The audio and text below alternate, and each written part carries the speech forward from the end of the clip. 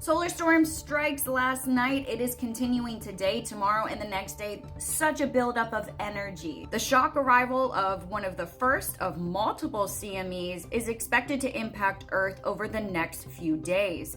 We have an increase of energy maxing out and delivering us into those G1 to strong G3 geomagnetic storms as back-to-back cannibal CMEs impact our Earth atmosphere. An energy increase as we reach those G3 strong geomagnetic level. Multiple CMEs back-to-back are going to be influencing Earth here. We're going to see a strong aurora come tonight and tomorrow and the next day. So we're going to see this filament eruption shock arrival first. This is what we're experiencing now with those strong solar wind speeds. We're also in active G1 geomagnetic storm levels. Currently, we are seeing the disruption from the first wave.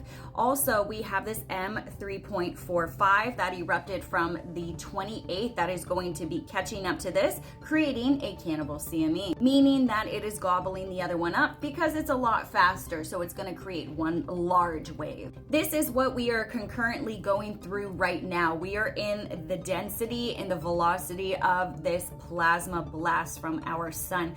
Following these two CMEs is going to be that almost X-class flare that also erupted on the 28th that is going to be impacting us. And as that almost X-class flare dissipates, we have another M8.7 from the 29th that is going to be impacting again after that one. So 4 CMEs in total so far. This is what healthy solar winds look like, but guess what we're getting? This is what we're presented with. So we had the shock arrival, as you can see. It is surrounding our planet. It is going against our magnetotail, and it is creating a lot of pressure on both sides of our planet. Currently, our solar wind speeds are at 486.2 kilometers per second. As you can see, this is when we had our initial shock arrival early on the 30th into those active G1 geomagnetic storm levels, reaching up almost into 500 kilometers per second. Today, we are going to see such an increase. Here's the shock arrival in our density. This is going to be a dense belt of plasma. So as you can see, we had quite a bit of spikes up into those 15 ranges. We're down into 1.5. And this is our BZ. So basically, when we go into these negative areas, that's when our polar vortex basically is able to open up, and then we can have auroras in the geomagnetic storm. So we had a small increase from 4 nanoteslas up into 14, and our BZ became mostly negative, reaching a max deflection of negative 12 nanoteslas, and it created a beautiful aurora, but it's going to get stronger today. So watch out in those high latitude areas tonight, because this is what we're looking at for tonight's forecast. We're going to reach into those KP7, maybe even higher. It's hard to track what the sun's going to do, but these geomagnetic storms are no joke. You may see a beautiful auroras lower in the states as well. But like I said, those strong G3 geomagnetic storm levels are going to be today. So tonight, watch out in the night sky. If you see any type of colors, you may see a green, a red, or a purple, okay? So look out for those colors. They may be very faint.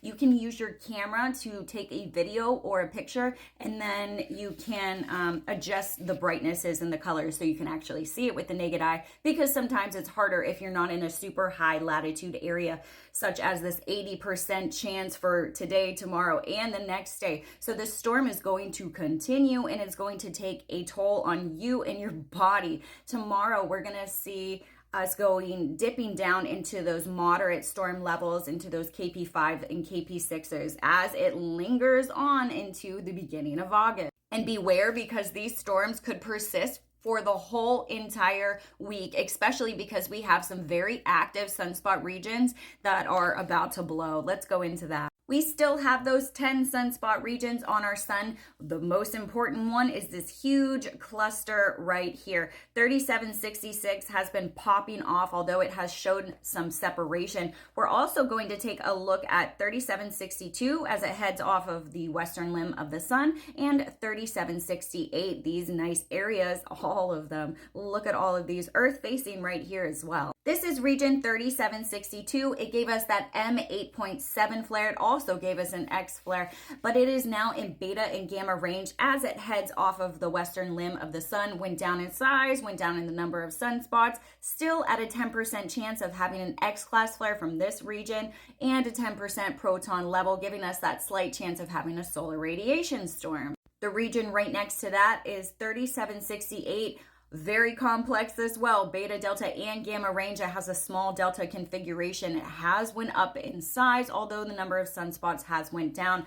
5% chance of having an X-class flare from here. 5% proton level as well. So that's going to increase the percentage of having a solar radiation storm probability, which means if we have more protons, you're gonna feel like shit because protons hold mass. Let's get into that large cluster on the sun that is Earth facing. This is 3765. It is right next to 3766, which we will look at here in a second.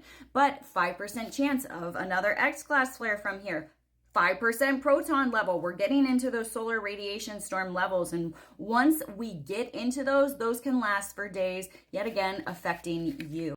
This is the region right above it, 3766. We have to watch out for this one because it is magnetically complex more than any of the other regions, which is why we have a 10% chance of having an X-class flare from here and a 10% proton level, again, upping up that chance of a solar radiation storm. It has went up in size, has went up slightly in the number of sunspots, but as you can see, very complex. And these are 4 regions that are meshing together. And as you can see, the culprit of most of the solar flares that we have had yesterday and today are from region 3766, 3762, and 3768. But we also had these M-class flares, a M6.4 and M4.2 from a new region, 3772. Let's take a look at that because it just came on. This is where that region is located. So it's just heading on to the eastern limb of our sun, and it seems to be very active. Although not too much data is developed over this area because it's brand new, but it says it is in beta range.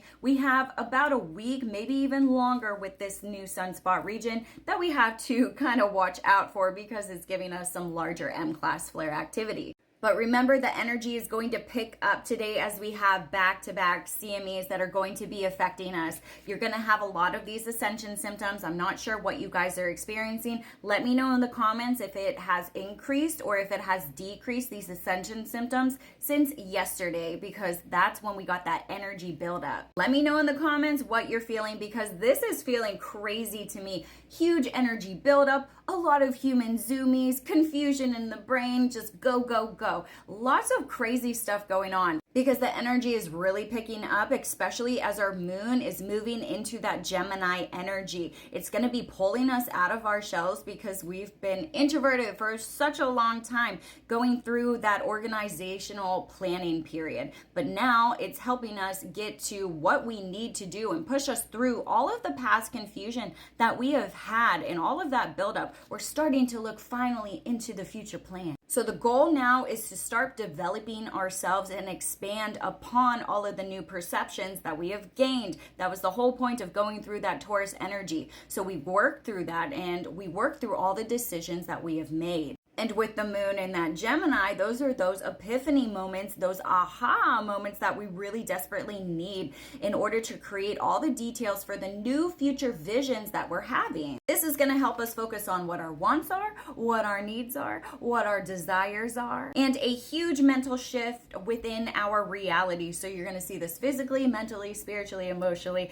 It's a good thing. We will be going live at 2 p.m. Eastern Standard Time to go through our space weather forecast and all of the energy that is building up for you today. So if you see that ring around my picture over here, please click on it, come in, say hi, ask your questions, and learn something. Love ya.